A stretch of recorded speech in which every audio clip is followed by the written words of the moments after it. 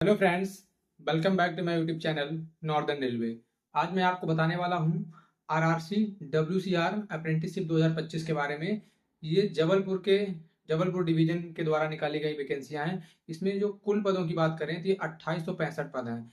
मैं आपको वीडियो देखने से पहले एक बात बता देना चाहता हूं कि जो भी बच्चे काफ़ी समय से अप्रेंटिसशिप का फॉर्म डाल रहे हैं, किसी कारणवश उनका अप्रेंटिसशिप का फॉर्म अप्रूव नहीं हो रहा है, बार बार रिजेक्ट कर दिया जा रहा है या डीबी में जाते हैं और डीबी में उनको बाहर कर दिया जाता है, तो मैं आज उनको इस एक वीडियो के माध्यम से जितनी भी 2025, 26, 27, 28 जितनी भी वैकेंसी आएंगी उसमें सब में एक ही प्रोसेस होता है। मैं आपको एक बार में ही सारा प्रोसेस बता दूंगा। उसके बाद आपको ना तो किसी का वीडियो देखना है, ना ही किसी के पूछताछ करने की जरूरत है कि मेरे फॉर्म में क्या कमी थी, क्या मेरे डॉक्यूमेंट में क्या कमी थी। मैं इसी एक वीडियो में आपको सारा कुछ बता दूंगा। रेलवे अप्रेंटिस की जिस भी जोन में जिस भी कैटेगरी के लोग फॉर्म अप्लाई करते हैं और क्या क्या गलती करते हैं फॉर्म भरते समय और क्या क्या गलती करते हैं डॉक्यूमेंट वेरिफिकेशन के समय, जिसके कारण अगर उनका फॉर्म अप्लाई हो जाता है, अप्रूव हो जाता है, तो उसके बाद डीबी में उनको बाहर कर दिया जाता है। तो फाइनल मेरिट लिस्ट तक आपको ले जाने की जिम्मेदारी मेरी है, बशर्ते आप मेरा ये वीडियो लास्ट तक देखें। और लास्ट में मैं आपको एक ऐसी बात बताऊंगा कि जो शायद ही कोई अप्रेंटिसशिप का जो वीडियो बनाता हो वो आपको बताता हो, जिसके कारण बहुत सारे बच्चे हर बार वीडियो देखते हैं लेकिन उनको समझ में कुछ नहीं आता है। हर बार फॉर्म अप्लाई करते हैं, उनके 100-150 रुपए हर बार लग जाते हैं, लेकिन उनका कोई पॉजिटिव रिजल्ट नहीं आता है। तो मैं आज आपको बताने जा रहा हूँ जबलपुर की जो अप्रेंटिसशिप की नई वैकेंसी आई उसके बारे में। इसमें जो पद हैं 2865 पदों पर वैकेंसी निकली है।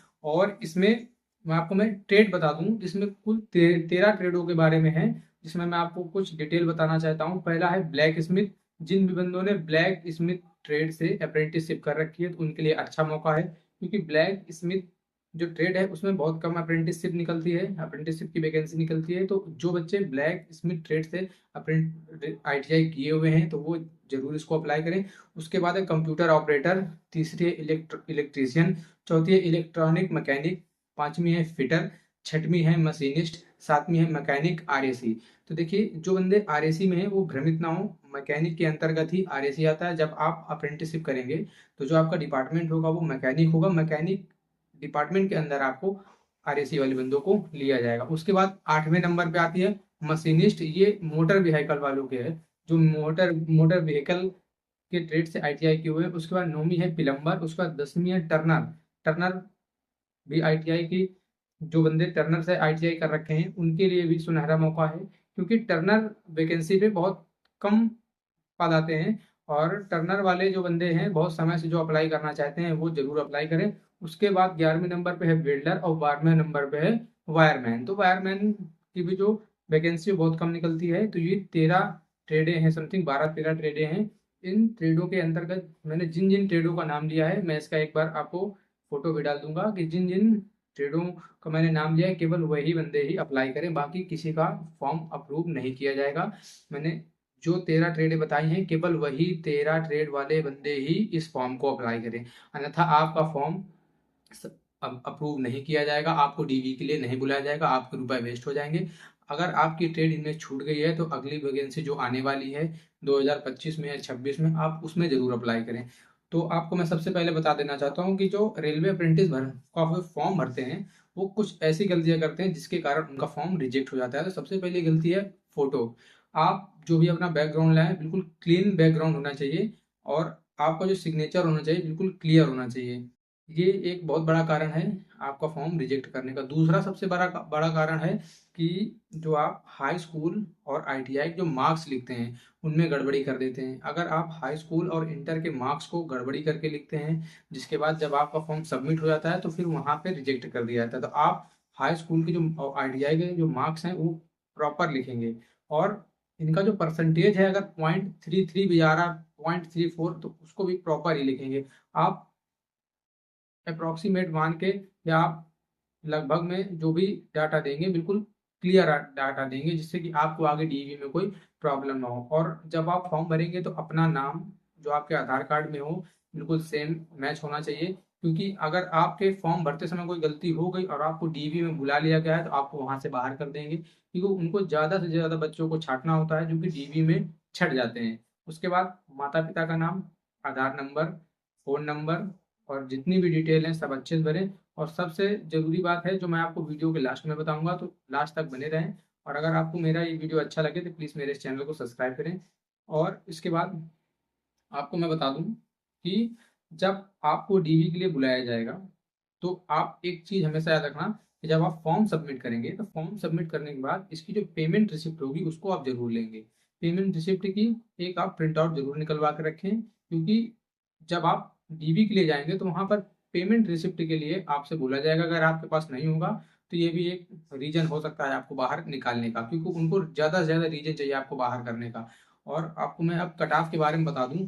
मैं एक प्रॉपर कट ऑफ के बारे में बताऊंगा कि ओबीसी, जनरल, एससी एसटी वालों को कितने परसेंटेज होने चाहिए हाई स्कूल इंटर में मिलाकर, कि जिसके बाद वो फॉर्म को अप्लाई करें। अगर उससे कम है तो आप प्लीज़ फॉर्म को अप्लाई मत करें।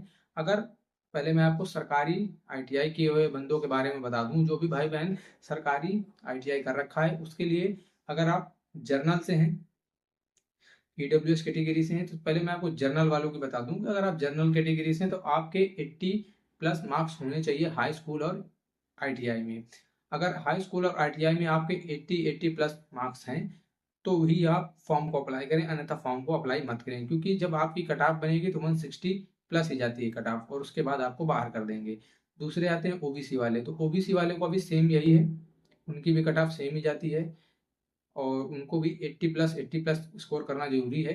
गवर्नमेंट आईटीआई वालों की मैं बात कर रहा हूँ। उसके बाद जो S C S T OBC S C S T वाले आते हैं उनके लिए 170 या 175, सॉरी मतलब 70% दोनों में होने चाहिए। हाई स्कूल में भी 70 से 75% और आईटीआई में भी 70 से 75%। तब जाके दोनों को मार्क्स को ऐड करके इनकी मेरिट बनेगी, इसी बेस पर उनका सिलेक्शन होगा। अगर आपके इससे कम है तो फिर शायद आपका सिलेक्शन ना हो सके, क्योंकि बहुत सारे बच्चे रेलवे अप्रेंटिस के फॉर्म को अप्लाई करते हैं। इसके बाद आते हैं उन बच्चों के लिए जिन्होंने प्राइवेट आईटीआई कर रखी है। तो आपके प्राइवेट आईटीआई में है तो आपके 85 प्लस मार्क्स होने चाहिए दोनों में, तब आपको रेलवे अप्रेंटिसशिप करने का मौका मिलेगा। अन्यथा ज़्यादातर प्रायोरिटी आपको गवर्नमेंट आईटीआई वालों को ही दिया जाता है। उसके बाद मैं आपको एक लास्ट बात बता देना चाहता हूँ। जब आप डीवी पे जाएंगे तो डीवी के लिए मैं अलग वीडियो बना दूंगा कि हर एक डॉक्यूमेंट क्या क्या ले जाना है। इसके बाद मैं डीवी वाला ही वीडियो बनाऊंगा। किसी भी रेलवे अप्रेंटिस के लिए अगर आप जाते हैं तो डीवी के लिए मैं जो आपको बता दूंगा डॉक्यूमेंट, वो कहीं भी आप चले जाएं, जबलपुर चले जाएं, अमृतसर चले जाएं, दिल्ली चले जाएं, लखनऊ चले जाएं, कहीं भी चले जाएं, लेकिन डीवी के लिए वही कागज लगेंगे जो मैं आपको बता दूंगा। और आप अपने मन से कागज बनवाएंगे तो आपको वहां पर डीवी से बाहर कर देंगे। तो अब मैं लास्ट में आपको बताने वाला हूँ, एनएपीएस की जो वेबसाइट है उसमें आप अपना 100% उस वेबसाइट में फॉर्म भर के रखें, क्योंकि एनएपीएस की साइट में अगर आप लॉगिन नहीं करेंगे तो आपको अप्रेंटिसशिप करने में बहुत प्रॉब्लम होगी। एनएपीएस की साइट को आज ही आप 100% तक फिल कर लें, और उसको फिल कराने के बाद आप उसका एक प्रिंट आउट निकाल के रख लें, क्योंकि जब भी आप अप्रेंटिसशिप करने जाएंगे तो एनएपीएस पोर्टल के तहत ही आपकी अप्रेंटिसशिप को अप्रूव किया जाएगा, आपका कॉन्ट्रैक्ट बेस पे साइन कराया जाएगा। और अगर मेरा ये वीडियो आपको अच्छा लगा हो तो प्लीज़ मेरे इस चैनल को सब्सक्राइब करें। अगली बार मैं आपको बताऊंगा जो बच्चे डीवी के लिए जाने वाले हैं उनको केवल मैं एक वीडियो में सारी डिटेल दे दूंगा। उसके बाद आपको किसी की वीडियो देखने की जरूरत नहीं है। और इसमें जो एज लिमिट है वो है 15 साल से लेकर 24 साल तक। अगर आप 15 साल के ऊपर के हैं और 24 साल से नीचे हैं तभी आप इस फॉर्म को अप्लाई कर सकते हैं। और इसमें जो फीस रहेगी मैं आपको बता दूं, जर्नल, ओबीसी, ईडब्ल्यूएस, ये बॉयज़ के लिए इसमें 141 रुपये फीस रहेगी। उसके बाद एससी एसटी और पीडब्ल्यूडी वालों के लिए 41 रुपये रहेगी। और ऑल कैटेगरी यानी कि all category general, OBC, SC ST female के लिए ओनली 41 रुपये। तो आपको मैंने एज लिमिट भी बता दी है, आपको मैंने इसका पेमेंट भी बता दिया है, आपको मैंने इसका फॉर्म फिल करने का प्रोसेस भी बता दिया है। आप एक बात ध्यान रखना कि आप जो भी डिटेल डालेंगे उसमें 100% सही डालेंगे डिटेल, अन्यथा नहीं डालेंगे। अगर आपके परसेंटेज ठीक हैं तो ही आप अप्लाई कीजिएगा, क्योंकि ज़्यादा वैकेंसियाँ नहीं है, 28 तो 65 वैकेंसियाँ हैं और 12-13 डिवीजन दे दिए हैं आपको। आप बहुत सारे बच्चे हैं जिनके परसेंटेज अच्छे से अच्छे होंगे, और आप जब आईटी अप्रेंटिस करने जाएंगे तो उसके पहले मेरा एक वीडियो देख लीजिएगा कि क्या क्या डॉक्यूमेंट लेके जाना है, क्योंकि जब आपकी डीवी होगी तो काफ़ी दूर आपकी डीवी कराते हैं, हमें आपके शहर में नहीं दूसरे शहर में ही कराएंगे। और जब आप वहाँ पर डीवी के लिए जाएंगे तो आपको परेशान ना होना पड़े, इसलिए मैं आपको एक सिंगल वीडियो में बता दूंगा कि आपको डीवी में क्या क्या लेके जाना है, क्या गलतियाँ नहीं करनी। अगर आपसे कोई गलती हो गई हो तो मेरे इस वीडियो पे ज़्यादा से ज़्यादा लोग कमेंट करके मुझसे सवाल पूछ सकते हैं।